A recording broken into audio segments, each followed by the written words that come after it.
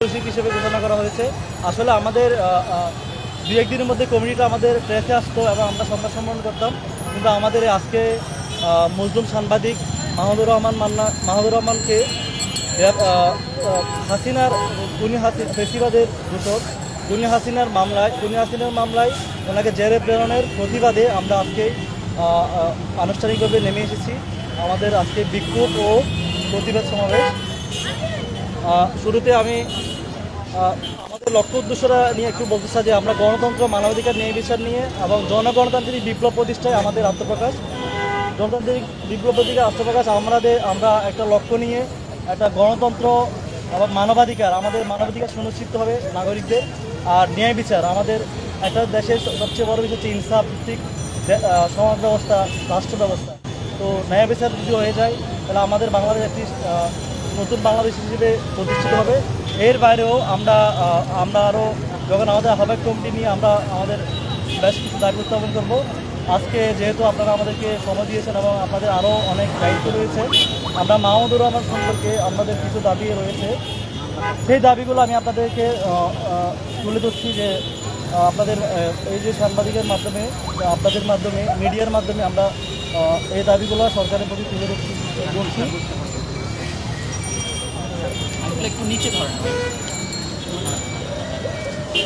বিসমিল্লাহির রহমানির রহিম।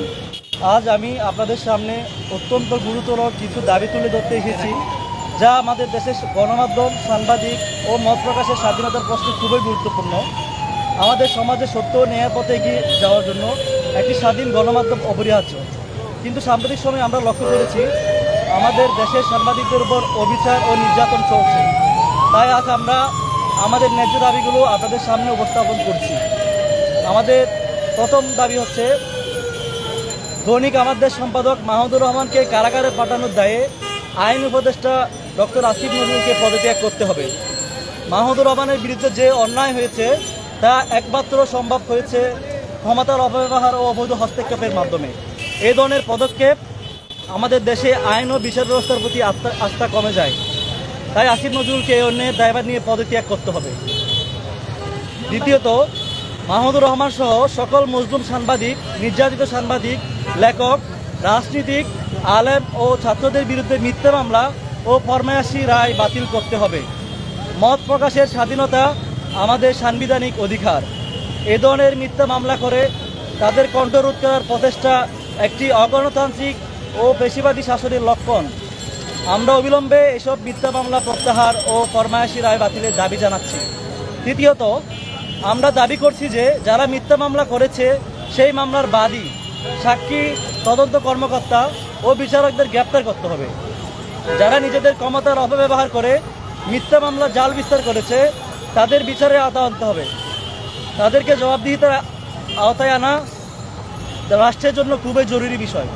চতুর্থত, দৈনিক আমার দেশ এবং দিগন্ত টিভি জোর করে বন্ধ রাখার কারণে যে আর্থিক ক্ষতি হয়েছে তা রাষ্ট্রকে ক্ষতিপূরণ দিতে হবে এবং পুনরায় চালু করার খরচ রাষ্ট্রকেই বহন করতে হবে। গণমাধ্যমকে নিয়ন্ত্রণ করা একটি জাতির জন্য মারাত্মক হুমকি। তাই আমরা এই অন্যায়ের ক্ষতিপূরণ চাই। পঞ্চমত, আমরা দাবি করছি যে ফ্যাসিবাদী শাসনামলে যেসব সাংবাদিক নির্যাতিত হয়েছেন এবং রাষ্ট্রীয় সংবাদ মাধ্যমে পুনর্বাসনের ব্যবস্থা করতে হবে। আমাদের সাংবাদিকরা সাহসের সাথে সত্যকে তুলে ধরেছেন, তাদের উপর নির্যাতন অত্যন্ত নিন্দনীয়। বন্ধুগণ, এই দাবি শুধু কয়েকজন সাংবাদিকের অধিকার রক্ষার জন্য নয়, বরং আমাদের সকলের স্বাধীন মত প্রকাশের অধিকার রক্ষা করার জন্য। তাই আসুন আমরা একতাবদ্ধ হয়ে এই অন্যায়ের বিরুদ্ধে রুখে দাঁড়াই এবং আমাদের দাবি আদায়ের জন্য সোচ্চার হই। সকলকে উপস্থিত থাকার জন্য ধন্যবাদ। নামটা আবার একটু বল। আমার নাম আব্দুল ওয়াহেদ, ঢাকা বিশ্ববিদ্যালয়ে আমি আরবি বিভাগে মাস্টার্স অধ্যয়নরত আছি। 16-17 সেশন আমার আবাসিক শিক্ষার্থী। আমি সূর্য সেন হলে। আপনার পদবি হচ্ছে? আমি বিপ্লবী ছাত্র পরিষদের কেন্দ্রীয় আহ্বায়ক। আর আমাদের মাহিয়ান ফারদিন সিফাত হলেন, উনি হচ্ছেন আমাদের বৈষম্য বিরোধী ছাত্র আন্দোলনের কেন্দ্রীয় সহসমন্বয়ক। ঠিক আছে, থ্যাংক ইউ। আসিফ নজরুল সাহেবের পদত্যাগ চাইছেন, মানে গ্রেপ্তারের, ওনাকে গ্রেপ্তার না, ওনার পদত্যাগ। মানে কেন গ্রেপ্তার হলো? 5 দফা দাবিগুলো আমি আপনাদেরকে একটু ফরওয়ার্ড করে দিতে পারি, আপনারা কে চাচ্ছেন? হোয়াটসঅ্যাপ বলবো 07 ভাইয়া 07 একটু দিয়ে দেন। হোয়াটসঅ্যাপটা বলি আমি ভাইয়া 07